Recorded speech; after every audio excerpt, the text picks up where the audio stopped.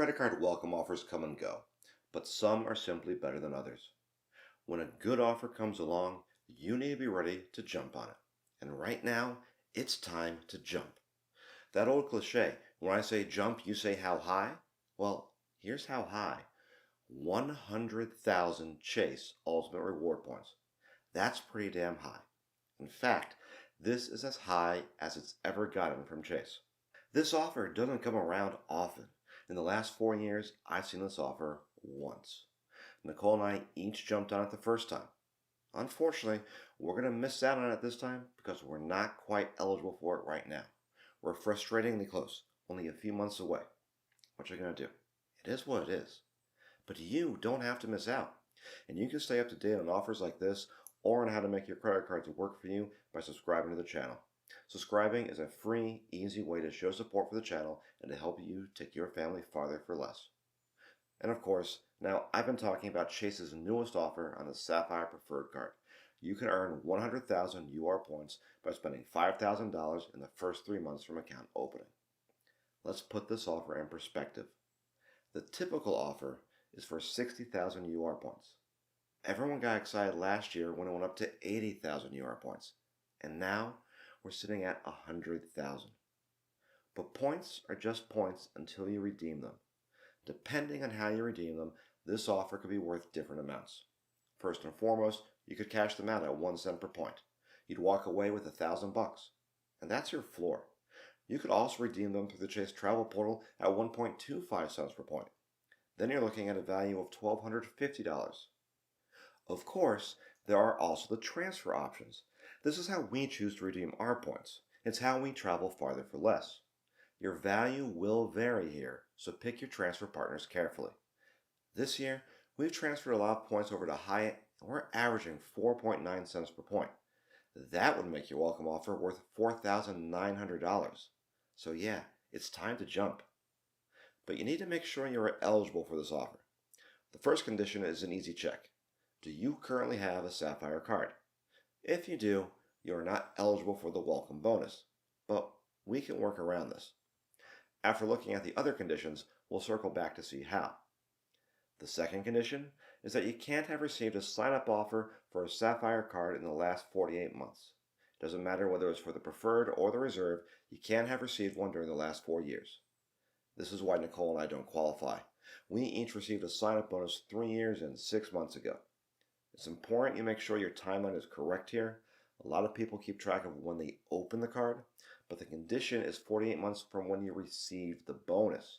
That is typically 2 to 3 months after you open the card. And you better believe that Chase is counting, down to the day. The third condition is that you need to be under the 524 rule. This is the most discussed credit card approval rule out there, so I'll keep it brief. You can't have opened more than 5 personal credit cards in the last 24 months. Is this fairly arbitrary? Yes. It's a Chase thing designed to make you prioritize their cards over their competitors. If you're in two-player mode and have become an authorized user on your P2's credit card during the last 2 years, that can muddy the water. However, you can fix this with a call to the reconsideration line. Circling back for a moment, if you are good with conditions 2 and 3, meaning you're under 524 and haven't received a Sapphire sub in the last 4 years, but you currently have a Sapphire card, we can fix that in 2 steps. And the first step is actually optional. Use or transfer your UR points. While you don't have a Sapphire card, you'll be unable to transfer points to travel partners or redeem your points for elevated value through the travel portal. If you have any upcoming trips that you've been planning, now is the time to pull the trigger on those plans. Use those points while you can. But don't stress out if you don't use them. They're not going anywhere. They will be there when you are approved for a new card. If you don't have any plans, you don't need to scramble to make some. Your points will be waiting for you. Here's step 2. Call Chase and product change your current Sapphire card to a Freedom product. You can change to a Freedom Unlimited or a Freedom Flex. Chase allows you to hold multiple copies of the Freedom cards. You can get 2 or 3 Flexes. Depending on what the quarterly categories are, this can come in helpful. When groceries are at 5%, we max out 1 Flex that quarter. We do it again when it's wholesale clubs. Gas, we come close on. This last quarter, you could have split payment on your next Norwegian cruise to make sure you earn the most from that purchase. However, The best option is the product change to a Freedom with Ultimate Rewards card. This is the original Freedom card. It's a visa that you can no longer apply for. If the representative you are talking to doesn't know about this card, then hang up and call again. Not all reps are created equal. Once you've gotten rid of your Sapphire card, hopefully you'll meet all the requirements to be eligible for this fantastic offer. That being said, you still need to meet Chase's standards for credit worthiness in order to be approved. If you're sitting there with a 620 credit score, then you might not be able to get this card regardless. This isn't to credit shame anyone. We're all in different situations. If your credit score is lower than you'd like it to be, there are still useful credit cards available to you. You need to apply for those, utilize the credit card commandments, and raise your credit score. It might take some time, but it will be worth it. But let's turn back to the Sapphire Preferred. If there wasn't an elevated offer, would I still be telling you to jump on this card? Hells yeah. Maybe with a little less emphasis than right now, but yeah. The Sapphire Preferred is a cornerstone card. It is the linchpin to the Chase Trifecta. It unlocks Chase's transfer partners. It only costs you $95 to hold on to. I think everyone should have this card. I'm not saying it is the best card out there. If I could only pick one card to have for the rest of my life, it wouldn't be the Preferred. But it is the best on-ramp to the points and miles game. It has a low cost of entry and provides great returns. If you decide that points and miles are too much work, and it does take work, then the typical sign-up bonus more than covers that annual fee. But for 100,000 UR points, this is as much as a no-brainer as there is in the credit card game. Let's take a good look at what we're applying for though. Well, what you're applying for at any rate. Nicole and I have to wait until Q4 for our turn. Like I said, the annual fee is only $95.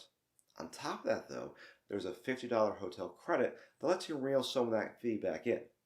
Each year, when you book a hotel through the Chase Travel Portal using cash, you'll receive $50 back as a statement credit. Unlike some other travel credits, you will receive points for the entire purchase and then get the statement credit back. When it comes to earning points, the Sapphire Preferred isn't anything special. That's why it's frequently used in combination with a few other Chase offerings. It will earn you 5x on purchases through the travel portal and on Lyft rides. You'll get 3x back on restaurants, streaming services, and online groceries, 2x on travel not booked through the portal, and 1x on everything else. A couple of insights about the online groceries category. First, it excludes Target and Walmart. Second, several grocery stores have apps that you can use to pay with while you're at the store. If you use your Chase Sapphire Preferred to pay through the app, it will code as an online grocery purchase, netting you that 3x back. Rounding out the benefits of the Sapphire Preferred, it has primary rental car insurance.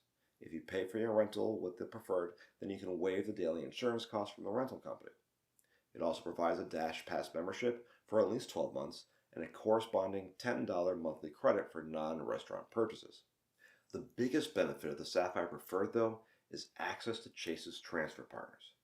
Here's where you can get access to Marriott, Hyatt, and IHG hotels, where you can book flights directly on Air Canada, Air France, British Airways, United, or Southwest, and where you can book flights indirectly on American or ANA.